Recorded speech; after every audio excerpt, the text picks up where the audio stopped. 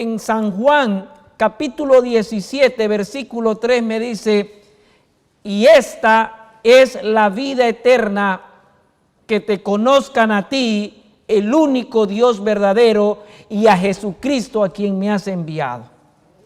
Entonces ahora entendemos que por qué es importante la verdadera educación. ¿Por qué es importante entonces la verdadera educación? Y esta es la vida eterna. Hermanos, por eso es importante estudiar sobre la verdadera educación. Dios instruyó desde el principio cómo debería ser la verdadera educación que me llevaría al cielo. Que te conozcan a ti. Y ahora nos vamos al otro extremo. Estamos en el extremo del conocimiento secular, donde la gente se forma y no está malo, el que pueda formarse que así lo haga, pero no está Dios como el centro de la sabiduría o la fuente del conocimiento. Ahora vamos al otro extremo, o mejor dicho, vamos al otro lado, que queremos conocer a Dios, pero no experimentamos las cosas con Dios. Y el verdadero conocimiento es experimental, viviente y conduce a la vida eterna. Entonces, mi querido hermano, sabemos que la palabra de Dios tiene poder para transformar. Pero cuando usted la estudia, cuando usted la desea, para que esa palabra de Dios sea parte de usted, como lo dice en Proverbios capítulo 2, versículo del 2 al 5. Porque lo otro es solamente también llenarse de conocimiento. Y lo más raro en esta gente que sabe mucho, les quiero decir, hermanos queridos, lo más raro es de esta gente que sabe mucho, también saben la Biblia. Y ellos le hablan de la Biblia. Pero ese conocimiento lo hacen para sentir el placer de que sí han estudiado casi todos los libros. En mi país hay un vicepresidente que dijo que había estudiado 5,000 libros. También la Biblia habría sido uno de su fuente de estudio, pero solamente lo que destila es odio, envidia y odio y muerte. Entonces ese conocimiento no es experimental, que la palabra de Dios quiere darle. Dice, un conocimiento experimental y viviente conduce a la vida eterna. No hay salvación en solo conocer. O sea, no hay salvación en solamente decir yo conozco la Biblia. Porque Santiago me dice que el diablo también, los demonios conocen, le tiemblan, pero no tienen esa vida experimental que Dios nos quiere dar a nosotros. No hay salvación en solo conocer, pero tampoco puede haber salvación sin conocimiento. Entonces estamos en el dilema que debemos estudiar, pero para empezar a experimentar la vida que Dios quiere darnos. ¿Por qué es importante conocer? Porque en Romanos 10, 13 al 15, yo solo voy a leer el 13, dice, porque todo aquel que invocare el nombre del Señor será salvo. Hermanos queridos, ¿por qué el conocimiento de la palabra es importante? Porque ella misma me dice que Jesús mismo dice, Dios mismo dice que el que invocare el nombre de Jehová, de Dios, será salvo. Pero esa invocación como desesperación, esa invocación que Él es la fuente de la vida. Es como cuando alguien va yo siempre lo cuento, y una vez casi me ahogo. Entonces, y uno busca agarrarse de cualquier cosa para poderse salvar. Esa es la necesidad que yo tengo que buscar a Dios, invocar a Dios en mi angustia. ¿Por qué? Porque en esa angustia yo estoy derramando mi espíritu hacia Dios. Y ese debería ser mi actitud de todos los días. Porque todo aquel que invocare en esas circunstancias será salvo. Hermano querido, aquí se define el conocimiento de Dios, de Jesús, como el que se centra en el Dios verdadero. El conocimiento que aquí se está hablando es el conocimiento que está centrado en Dios y en Jesús. A diferencia del conocimiento que en el tiempo de los judíos tenían los judíos. Los judíos conocían a Dios. Cuando vino Jesús, yo le puedo decir que conocían mucho más que nosotros conocemos ahora. Pero la diferencia era que no estaba Jesús en ese conocimiento. A diferencia de nosotros, nuestro conocimiento debe partir por Jesús como la fuente de la salvación. Santifícalos en tu verdad. Tu palabra es verdad, dice en San Juan 17:17. Entonces la palabra del Señor, el conocimiento de la palabra de verdad, dice, santifícalos, porque la palabra y el conocimiento que da la palabra del Señor tiene el poder ¿para qué? Para santificarte. Y hoy día se decía, sin santidad nadie verá al Señor. Por tanto, la palabra del Señor tiene esa capacidad de santificarte. Hermanos, la sierva del Señor en el libro Mente, Carácter y Personalidad, capítulo 4, la obra más delicada para el bien o para el mal, yo lo he separado, es podamos que nuestros hijos, y no solamente nuestros hijos, puedan abrir puedan abrir la mente para conocer de Dios. ¿Por qué? Fíjese lo que dice en esta cita. La obra especial de Satanás en los últimos días consiste en tomar posesión de las mentes de los jóvenes, y yo le voy a aumentar, y de usted, para corromper sus pensamientos e inflamar sus pasiones. Eso hace Satanás para el mal de usted. Ese es su propósito. Todos son agentes morales libres y como tales deben hacer que sus pensamientos vayan en la dirección de vida. Hermano querido, ese es el propósito de Satanás. El propósito dice en tomar posesión ¿de qué? De nuestras mentes. Hermanos, Dios no puede trabajar en tu mente cuando tu mente no ha sido vaciada para Él. Por eso es que nosotros encontramos que las personas son reacias a estudiar la palabra del Señor. Las personas no tienen el sentido o no le hayan sentido a la palabra del Señor o no le hayan sentido al nuevo estilo de vida. Porque su mente está dañada. Y lo que nosotros debemos pedir a Dios es que Dios nos pueda ayudar a limpiar nuestro cerebro, limpiar nuestra mente para que la palabra del Señor pueda ejercer gran influencia en mi vida. Siguiendo dice, Dios toma a los hombres como son. Así como está tu mente sucia, Él quiere tomarte a ti. Y los educa para su servicio, si ellos quieren entregarse a Él y si ellos quieren entregarse a Él. O sea, ¿tenemos solución? Claro que sí. ¿Mi mente está corrompida? Claro que sí. Pero si yo me quiero entregar a Él, Él dice, Dios me va a tomar tal como soy. El Espíritu de Dios recibido en el alma vivifica todas sus facultades bajo la dirección del Espíritu Santo. La mente consagrada sin reserva a Dios se desarrollará armoniosamente y queda fortalecida para comprender y cumplir lo que Dios requiere. Se lo vemos en Mente, Carácter y Personalidad, capítulo 9. Entonces, hermano, ese es mi mente, mi cuerpo, mi actividad, mi vida. Por el pecado ha sido dañada y por lo tanto yo he sido separado de Dios.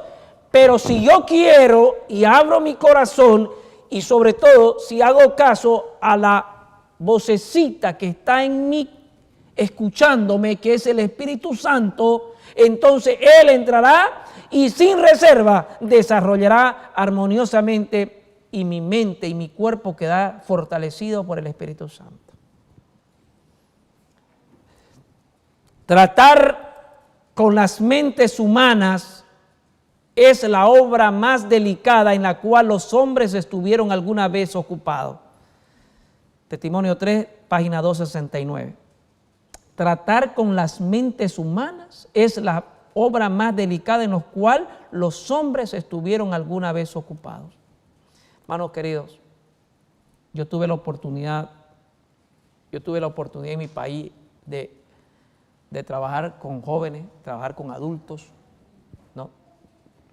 Y créanme que es algo que, si bien es cierto, aquí ni en ningún país creo que la educación es la mejor pagada, pero la experiencia de trabajar con jóvenes y con adultos y empezar a transformar ese conocimiento que ellos vienen para empezar a encauzarlo en el conocimiento que la parte secular quiere llevarlo, en este caso la educación formal, es tan maravilloso, hermanos. Cuando usted ve a su alumno que vino con poco conocimiento y cuando usted lo puede encontrar y lo ve ya un profesional, y usted se siente esa satisfacción que ha participado en su formación. Por eso, mi hermano querido, por eso es que tratar con las mentes humanas es la obra más delicada en la cual el hombre estuvo alguna vez ocupado. Satanás lo sabe. Y Satanás lo sabe.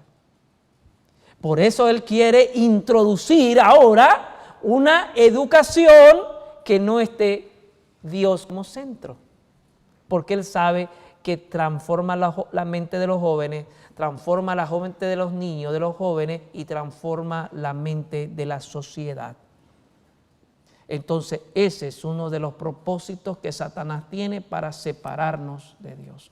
Pero a cambio nosotros sabemos que trabajar con jóvenes, enseñarle la palabra del Señor es nuestra gran responsabilidad ante Dios. En el libro de educación, en el primer capítulo y párrafo 1 dice: nuestro concepto de educación tiene un alcance demasiado estrecho y bajo. Es necesario que tengan una mayor amplitud y un fin más elevado. La verdadera educación significa más que la prosecución de un determinado curso o estudio. Escuche qué es la educación en realidad. No es solamente sacar un título, no es solamente ir a la universidad, a la escuela o qué sé yo. No es solamente eso. Significa más que una preparación para la vida actual, abarca todo el ser. La educación verdadera, que solo la encontramos en la palabra del Señor, es la que me abarca todo el ser. Y todo el periodo de la existencia accesible al hombre. Y es la educación para toda la vida. Es el desarrollo armonioso de las facultades físicas, mentales y espirituales. Prepara al estudiante para el gozo de servir en este mundo y para el gozo superior proporcionado por un servicio más amplio en el mundo venidero. Esa es la verdadera educación. La que me prepara, la que no solamente tiene objeto de prepararme para ¿dónde? Para mi vida aquí, sino la que me va a preparar para el mundo venidero. Es una educación integral, no solamente como lo hace el mundo secular, que solamente le quieren poner en la cabeza o estudian la parte física. Dios quiere tratar un conocimiento integral que va desde la parte espiritual, de la inteligencia y la parte física. Tiene que haber una armoniosidad en esos conceptos.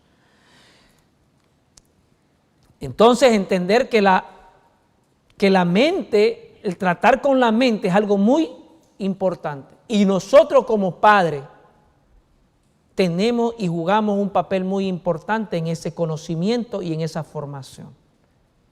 Muchos de nosotros hacemos que nuestros hijos se formen en la escuela y que reciban un apoyo en la casa.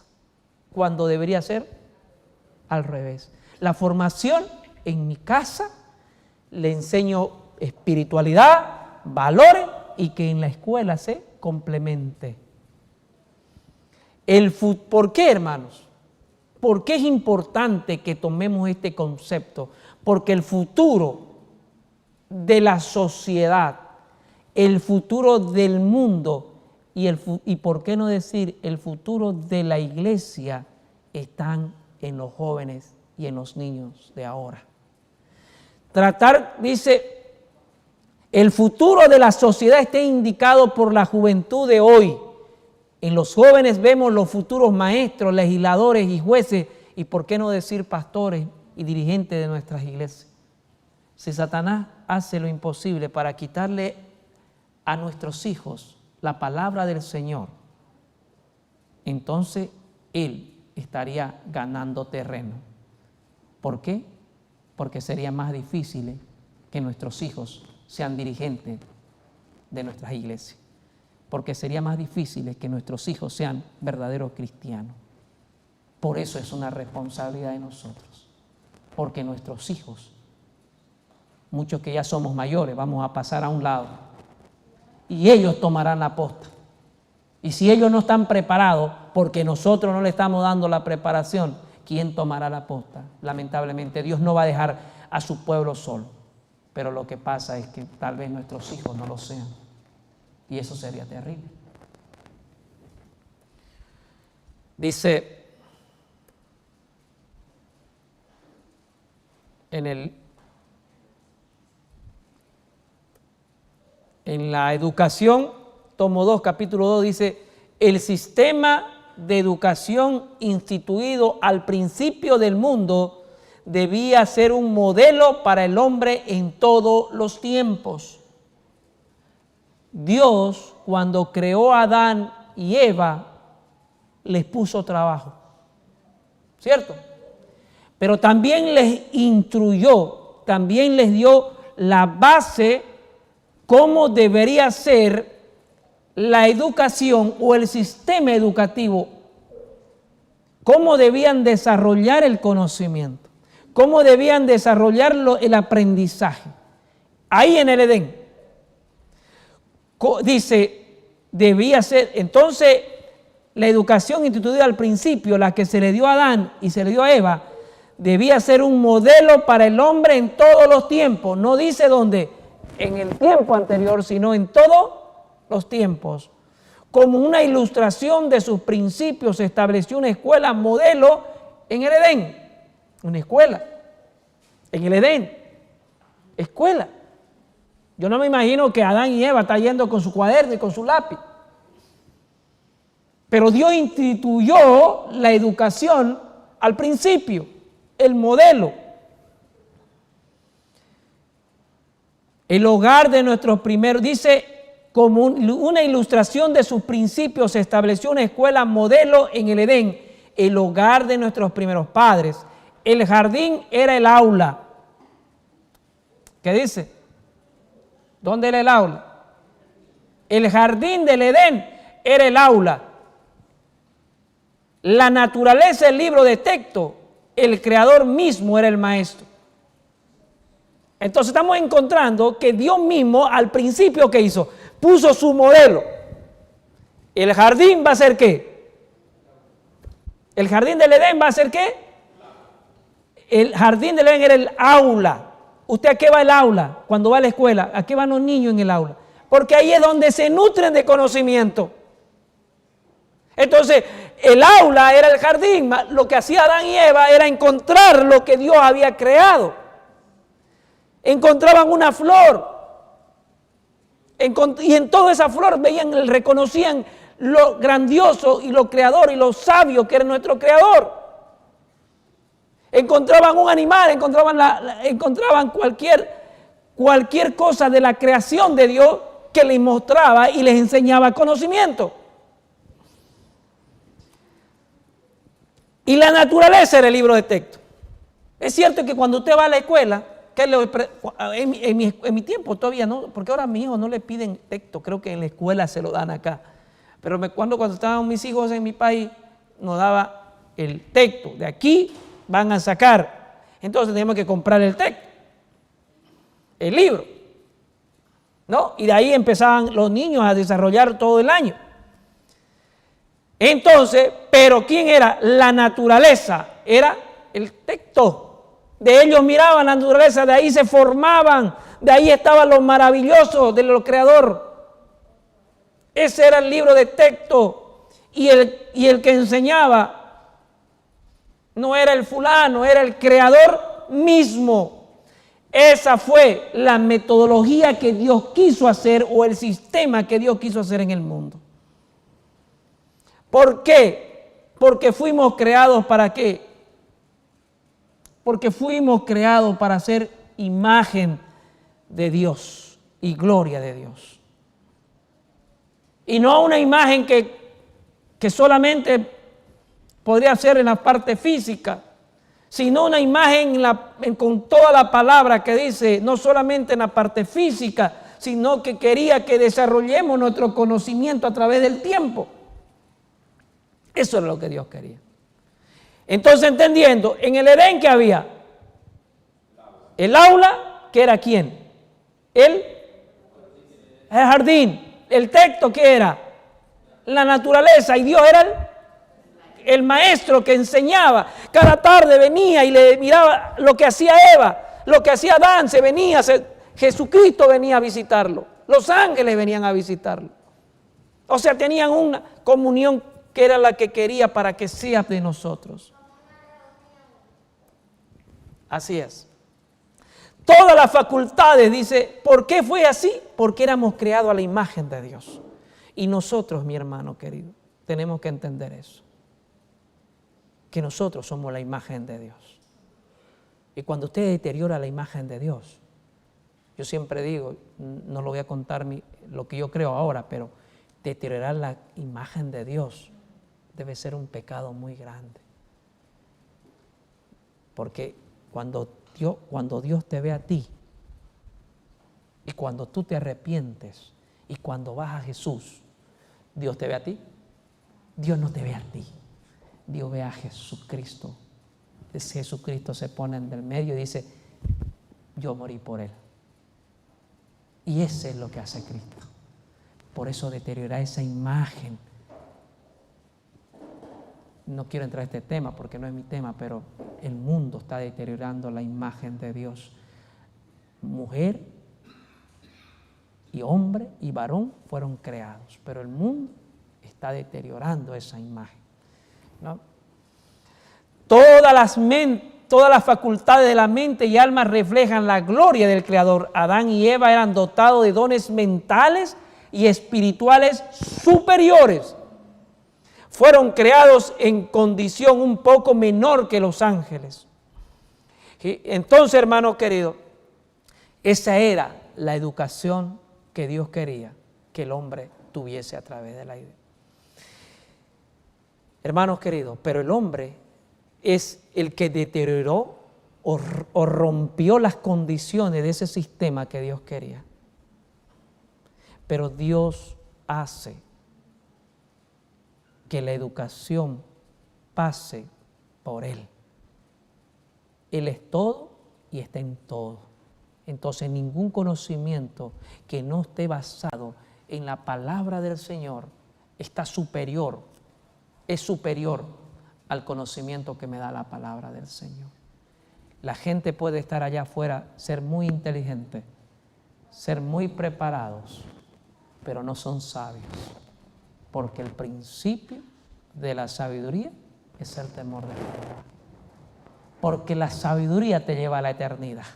Porque la sabiduría te lleva a la redención. Y el que puede entender eso, ese es sabio.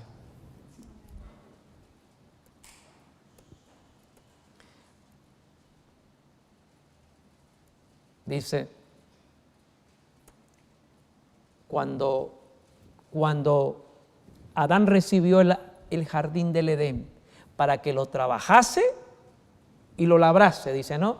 Él encontraba el nombre de Dios estaba escrito en cada hoja del bosque y en cada piedra de la montaña, en todas las estrellas brillantes, en el mar y en el cielo y la tierra. Los moradores del Edén trataban con la creación animada e inanimada, con las hojas y las flores y los árboles, con toda criatura viviente, desde el leviatán de las aguas hasta el átomo en el rayo del sol, y aprendían de ellos los secretos de su vida.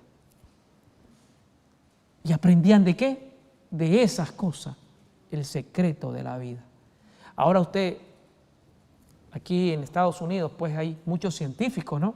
Hay muchos, yo creo que la mayoría de los científicos están aquí en Estados Unidos. Pero para que lleguen a descubrir algo tienen que pasar 20, 30, 40 años de estudio. Pero ellos encontraron la sabiduría.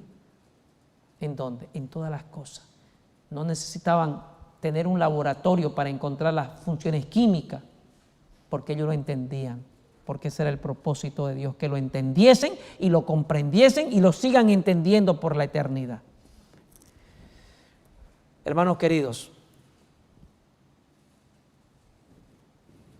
el tipo de educación entonces en el Edén que Dios instituyó para el ser humano pasaba por qué. El Edén era el aula, la naturaleza era qué, el libro de texto, y Dios era el maestro. Siempre la educación pasa, siempre ha sido su propósito de que la educación de nuestros hijos, de nuestros jóvenes, pase por la familia. La educación en el tiempo de los patriarcas, hermanos queridos,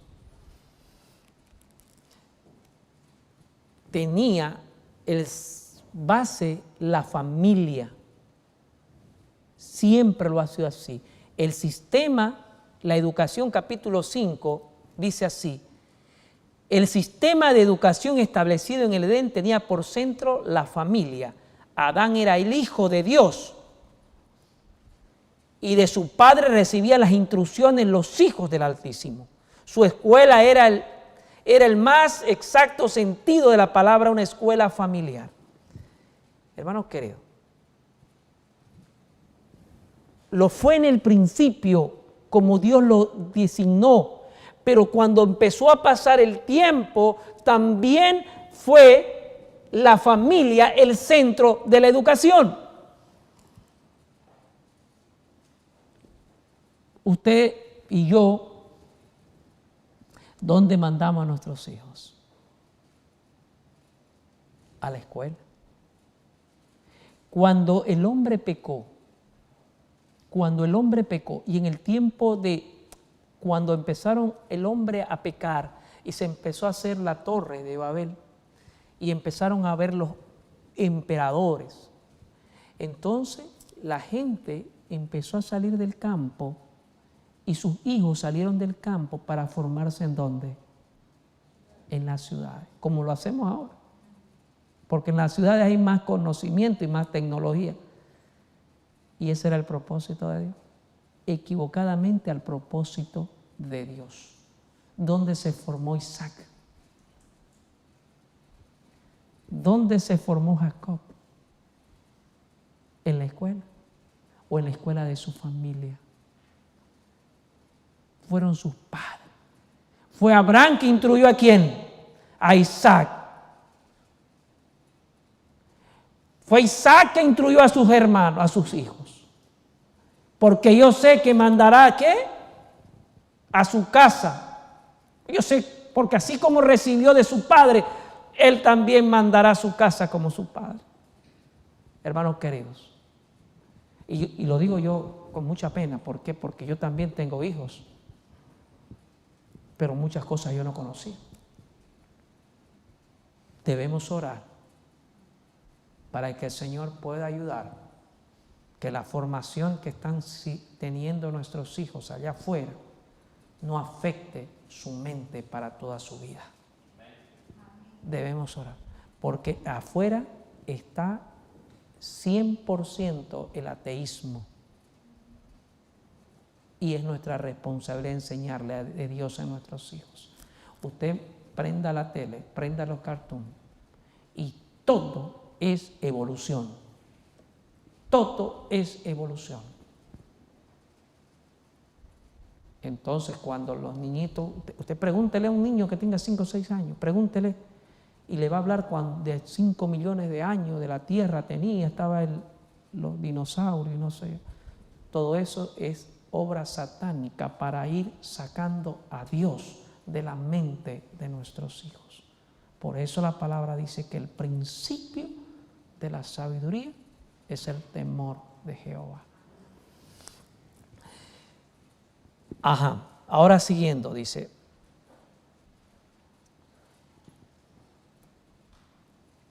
el gran maestro de la humanidad, dice, Cristo figura como el representante del Padre, como el eslabón entre la unión entre Dios y el hombre, el gran maestro de la humanidad, y dispuso que los hombres y mujeres fueran representantes suyos. La familia era la escuela y los padres los maestros. Ahora hay un cambio. En el tiempo de los profetas, ahora ya no era Dios, porque el hombre había pecado y se había separado de Dios. Pero ahora había un cambio. ¿Quién tenía que tomar la posta de maestro? Dice, la familia era la escuela y los padres eran los maestros. Por eso yo les pregunté, ¿quién formó a Isaac? Su padre.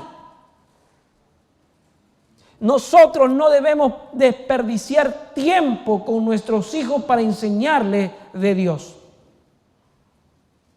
porque ahí va a encontrar la vida eterna, porque usted le va a enseñar la palabra del Señor, y en la palabra del Señor está la vida eterna. Después no llore cuando su hijo se rebele. Ahora es el tiempo. Y se lo digo yo porque yo también tengo hijos. Tengo de pequeñito y tengo una jovencita y tengo un joven. Es difícil, sí. Pero es nuestra responsabilidad. No es la responsabilidad de otra persona. No es la responsabilidad del profesor de escuela. Él le va a enseñar a sumar, a restar y otras cosas. Pero su responsabilidad de Dios, de usted, es darle y enseñarle de Jesucristo.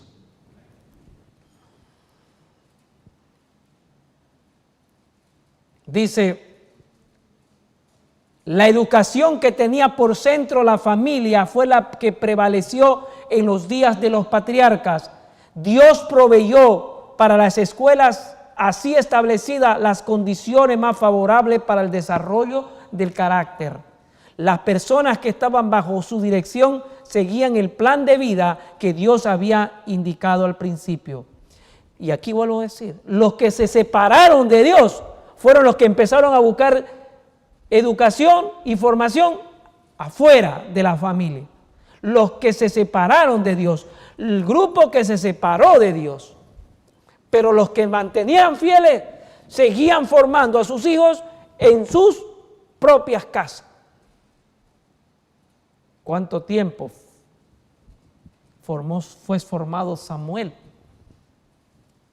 Que fue el suficiente tiempo para hacerle uno de los más grandes profetas que tuvo el antiguo Israel.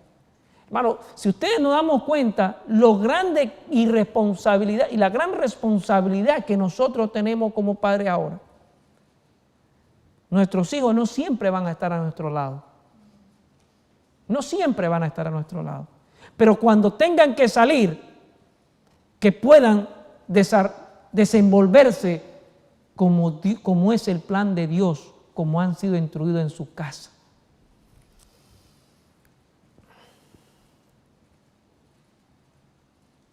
Dice,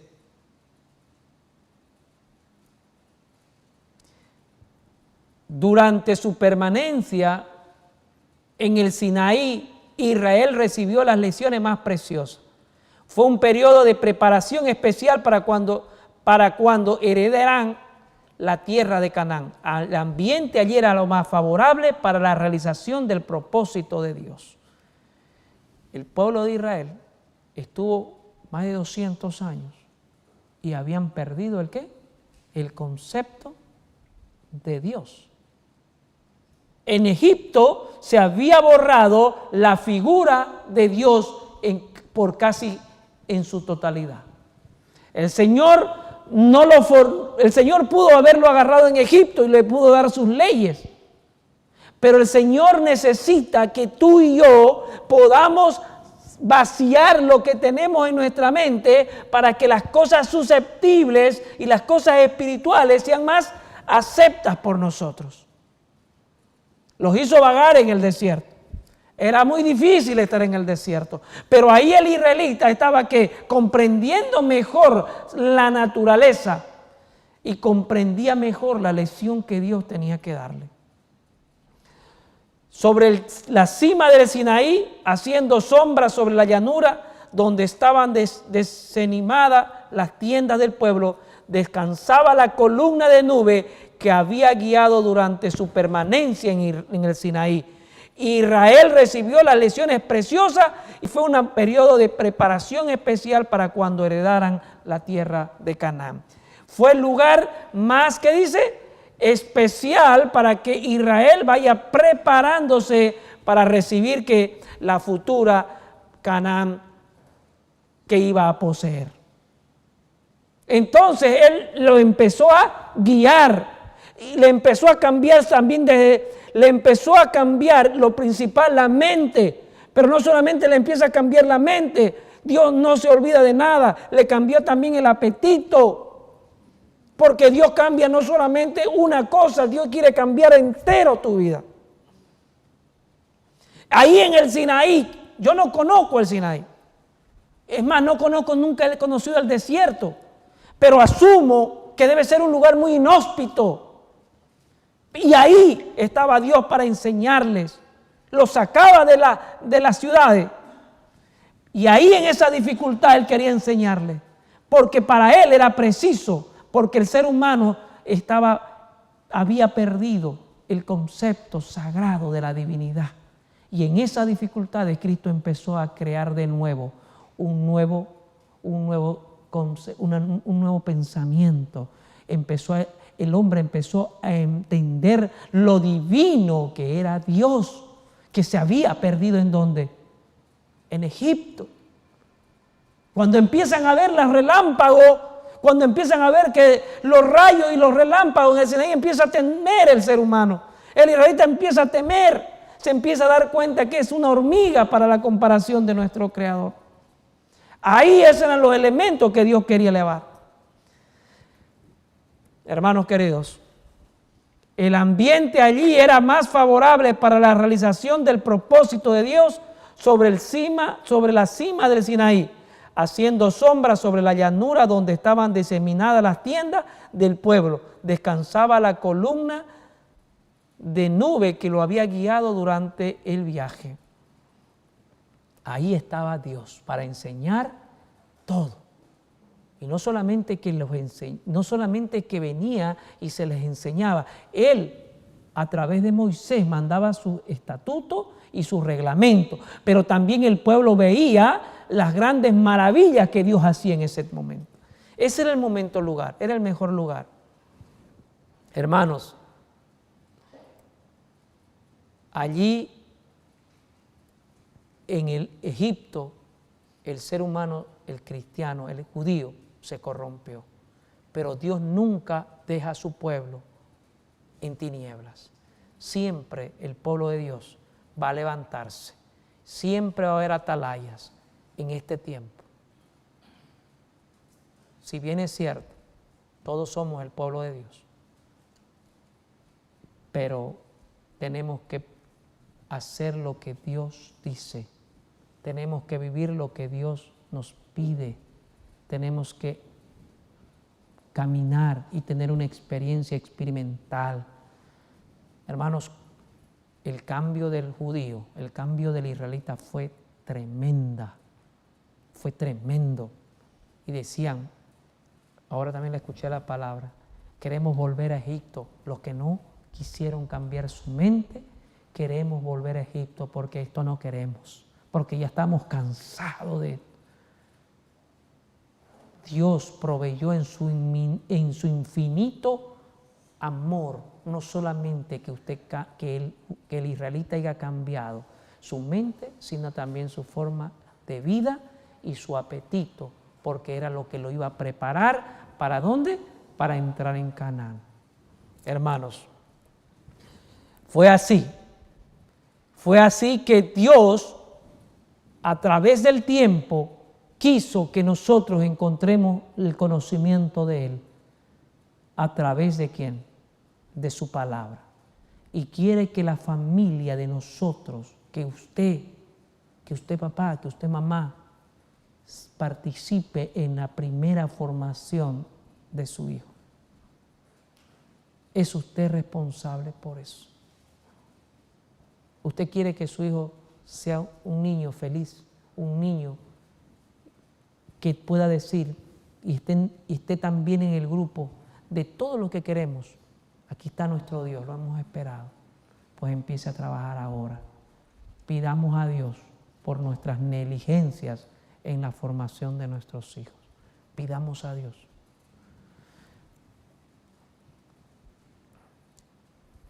Grandes fueron el privilegio y el honor otorgado a Israel al encargársele la construcción del santuario. Ahora, en el tiempo de los patriarcas, seguía siendo la familia la base de la educación. Pero cuando viene Jesús, cuando viene Moisés y cuando sale Egipto, fíjense cómo Dios no deja nada en vano, no deja ninguna cosa en blanco. ¿Qué hizo? Lo que hizo fue, una vez tuvo en Israel, una vez salieron de Egipto, el pueblo tenía que conocer cada día más de Dios. Tenía que empezar a santificarse.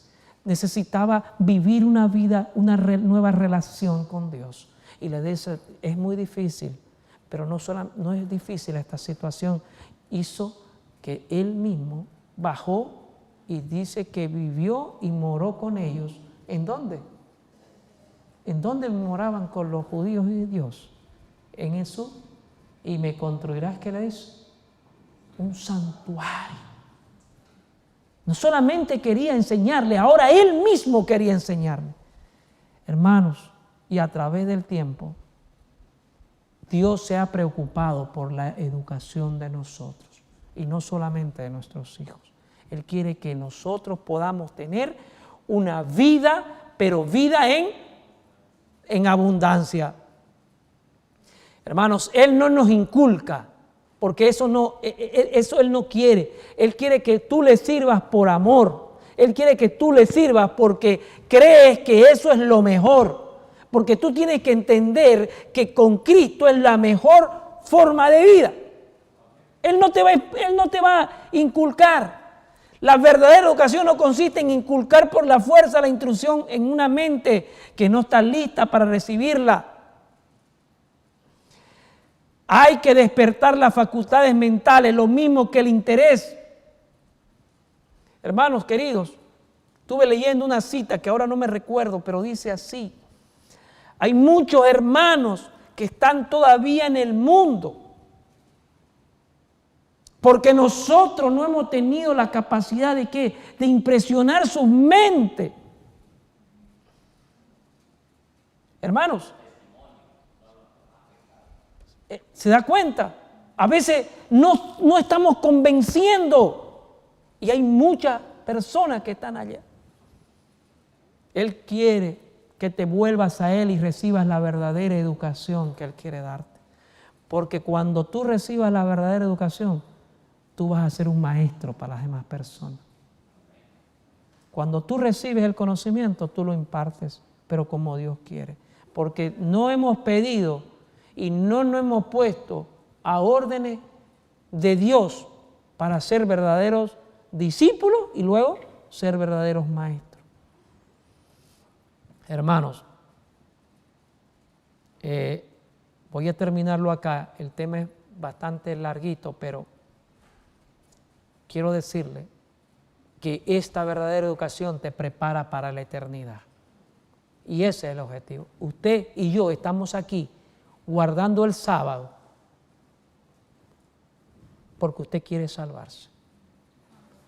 Usted y yo estamos aquí y hemos traído a nuestros hijos porque no solamente yo quiero salvarme, Quiero que mi hijo, mi familia, mi esposa, mis hijos se salven. Y eso es lo que está preparando Dios. Nos está preparando para la eternidad. Ahora debemos empezar. En todo vuestro trabajo, haced como labrador cuando trabaja para obtener los frutos de la tierra. Aparentemente desperdicia la simiente o la semilla, pero oculta en el suelo, ella germina. El poder de Dios vivo le da vida y vitalidad. Y se ve primero hierba, luego espiga y después grano lleno de espiga. Hermano, esto es lo que tenemos que hacer. Estudiemos el proceso maravilloso. Estudiemos el proceso maravilloso. Oh, hay tanto que aprender, tanto que comprender si perfeccionamos nuestra mente hasta lo máximo de nuestras capacidades. Hay mucho que hacer. Hay mucho que actuar. Podemos aprender si pedimos al Espíritu Santo que nos abre la mente a lo máximo. Pidamos que Dios llene nuestra mente de ese conocimiento que Él quiere darnos. Porque yo te digo, hermano, que en este tiempo hay muchas cosas que van a pasar y Satanás es tan hábil que va a mezclar mucho error o poquito error con mucha verdad, pero sigue siendo error. A Eva le dijo 100% la mentira. No. Porque si Satanás te dice la verdad, completamente la verdad, o te miente, completamente te miente, tú lo vas a reconocer. Pero si te lo mezcla un poquito con, si esa verdad le mete un poquito de mentira, si tú no estás preparada para la eternidad, tú vas a estar cayendo en esos lazos que Satanás quiere caer. Hermano, podemos alcanzar casi la excelencia de los ángeles. Sí podemos. Dios nos ha dotado de eso. Dios nos ha dado el Espíritu Santo para que lleguemos. Podemos llegar, pero no alcanzamos porque no sabemos pedir. Si no hemos avanzado y no recibimos lo que Dios quiere darnos, es porque no sabemos pedir. Dice, el Señor le ha dado al hombre capacidad para mejorar continuamente. El Señor le ha dado al hombre capacidad para mejorar continuamente y le ha concedido toda ayuda posible en el trabajo. Mediante la provisión de su gracia divina podemos alcanzar casi la excelencia de los ángeles. El Review Herald, ¿se dice así? Review Herald del 20 de junio de 1882. Podemos alcanzar, ¿qué dice? Casi la excelencia de los ángeles. Entonces, ¿podemos ser más que triunfadores? Podemos, porque Dios nos ha dado la persona a Cristo para que en eso tengamos salvación y al Espíritu Santo para que trabaje en mi corazón y me lleve al Padre. Hermano, y quiero terminar, denme 5 minutos más. ¿Cuándo? ¿Por qué y para qué empezar a trabajar en nosotros y en nuestros hijos? ¿Cuándo? ¿Cuándo? La mamá a veces, muchos dicen, cuando le vamos a enseñar a veces correr, y no es eso, sino que quiero darle como ejemplo. No, ella todavía es muy, o él es todavía muy pequeño. ¿Cuándo? Se hizo la lesión, ¿se acuerdan? La vida de Samuel, estuvieron la anterior trimestre. Chiquitito Samuel fue enseñado y se fue a vivir, ¿a dónde? En el templo, ahí con Elí, ¿no? Chiquitito. Su madre tal vez cuando lo amamantaba ya le estaba enseñando las historias. Entonces sí, ¿cuándo? Ahora. En la niñez, dice la sierva del Señor, y la juventud es cuando el carácter es más impresionable. ¿Cuándo es cuando el carácter es más impresionable? en la niñez y en la juventud. ¿Sabe qué, mi hermano? Y eso lo pueden decir hasta ahora los psicólogos, porque los psicólogos se pasan de la Biblia. Samuel fue instruido hasta los 6 años. Y los psicólogos ahora dicen que lo que usted le enseña, los valores que usted le enseña a los niños, la capacidad de aprendizaje que los niños puedan tener es hasta los 6 años. Ellos están descubriendo la pólvora cuando la Biblia no lo había dicho. ¿Sí? Ellos dicen que si usted le cría, si usted le da le da toda la herramienta para que el niño desarrolle su inteligencia hasta los 6 años, él va a empezar a desarrollarla después. Eso nosotros lo sabíamos. Por eso, en la niñez y en la juventud es cuando el carácter es más impresionable. Usted quiere que siempre, cuando hablen del Señor, cuando su niño sea siempre impresionado por las cosas de Dios, ahora es el tiempo. Dice, en la niñez y en la juventud. Entonces es cuando deben adquirirse las facultades del dominio propio. Si su hijo que ahora es adulto o yo que soy adulto no tiene un dominio propio es porque se falló ¿a dónde? En la niñez y cuando era joven. Ya nomás en el tiempo, en la juventud y cuando es adulto, ya solamente lo que saca es el fruto de ese desarrollo que tuvo. Dice, en el hogar y la familia se ejerce influencia cuyos resultados son tan duraderos como la eternidad. ¿En dónde dice? En la familia, en el hogar. Es donde se trabaja para la eternidad, la que va a generar frutos para la eternidad. Más que cualquier dote natural, los hábitos formados en los primeros años deciden si un hombre vencerá o será vencido en la batalla de la vida. Como dice, qué importante, ¿no? Dice, más que en cualquier otro dote natural, los hábitos formados en los primeros años deciden si un hombre vencerá o será vencido en la batalla de la vida. Por eso vemos gente inconsistente, y no solamente personas adultas, también jóvenes inconsistentes. Debemos pensar esto, hermanos. Nuestros hijos cuando tengan 10 años, 15 años, deberían tener ya un aplomo en la palabra del Señor. Deberían tener. Porque si estamos diciendo, no son jóvenes, ¿cuándo va a ser cuando le vas a enseñar? ¿Tú eres caso eterno? No. Y yo le voy a decir una cosa a mi hermano, y tal vez muchos van a convencerme en eso.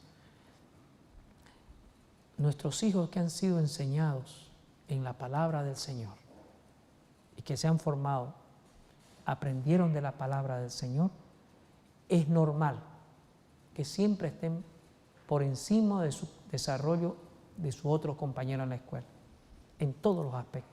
Es normal, porque la palabra del Señor no se equivoca, porque no solamente preparamos a nuestros niños para la eternidad, también los preparamos para que se desarrolle en la sociedad, con sus amigos, y siempre va a haber una diferencia entre uno que le sirve y otro que no le sirve.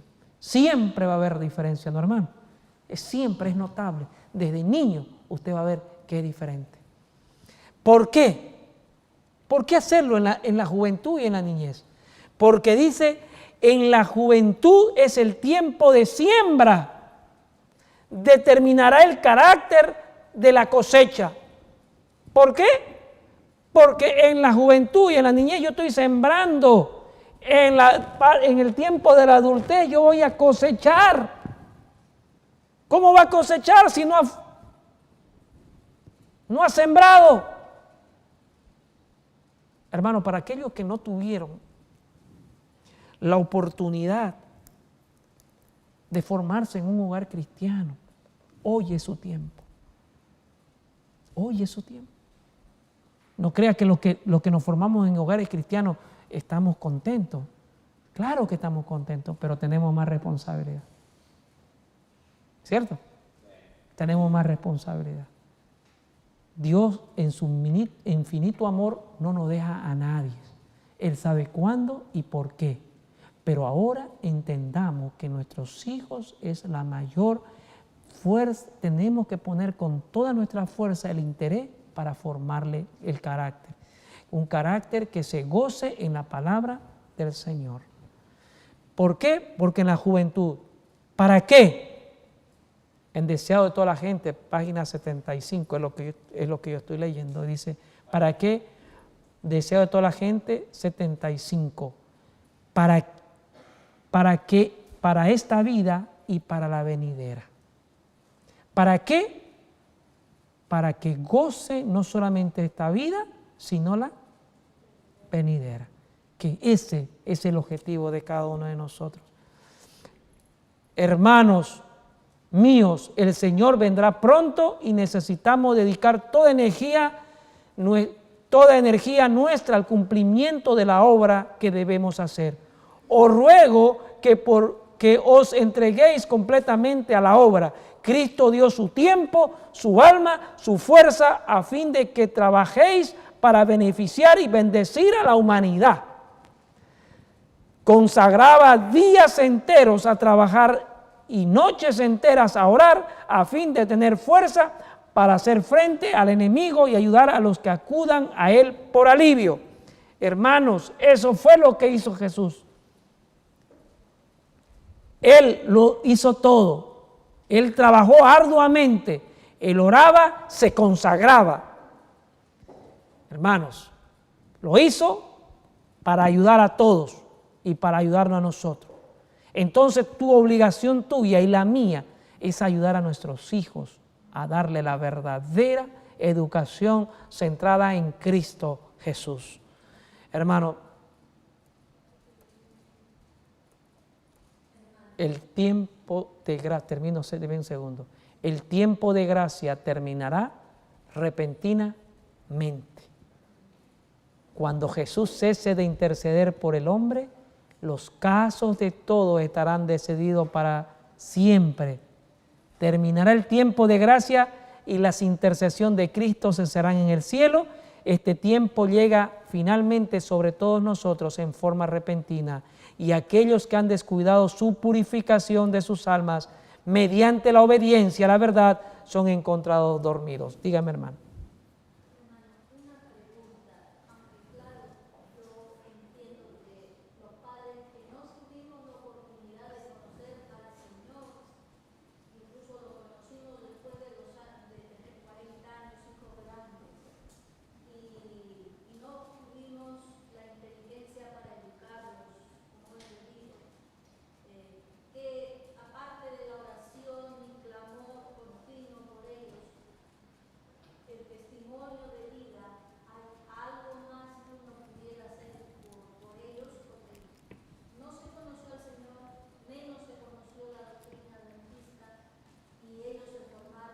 El Señor, podemos responderlo eso incluso un poquito más largo, pero el Señor, nosotros somos jugados desde el momento que aceptamos y conocemos las cosas de Dios. Por eso le digo, si fallamos anteriormente, pidámosle a Dios, ¿no?, que nos perdone.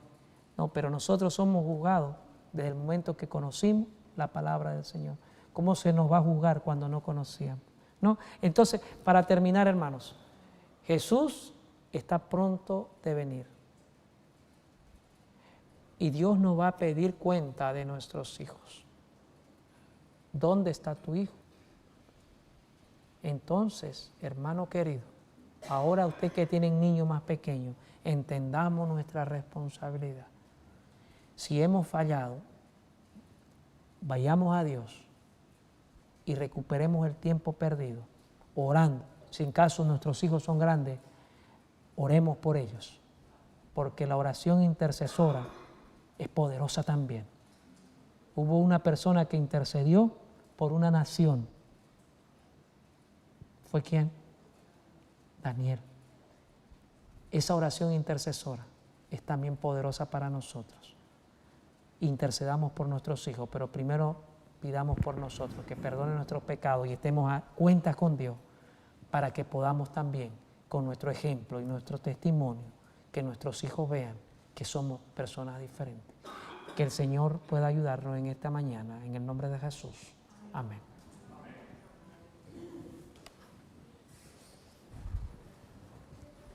Ok.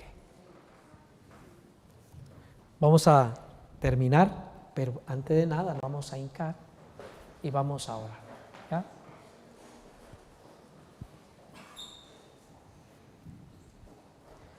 Padre nuestro que estás en el cielo, santificado sea tu nombre. Una vez más, Padre, humillados ante ti porque tú eres grande, porque tú eres Dios, tú eres santo, santo. Señor, tú sabes que hemos fallado muchas veces y hemos fallado también al criar a nuestros hijos. Pero perdónanos, Señor, y danos la oportunidad de que podamos, Señor, interceder por ellos. Si bien es cierto, se ha perdido tiempo, pero Señor, tú sabes los tiempos y tú tienes los tiempos y las edades en tus manos. Oh Señor, gracias nuevamente. Derrama tu espíritu nuevamente aquí y intrúyenos, empezando por mí, para que, Señor, todos entendamos nuestra responsabilidad. Te pido, Señor, que solucione su problema a la hermana que tiene dolores en este momento. Ayúdala, Señor, como ayuda a nuestra familia de cada uno de nosotros. Y perdónanos, Señor. Te damos gracias, Señor, por todo. Y también oramos por los alimentos que sean de nutrición a nosotros. En el nombre de Jesús. Amén.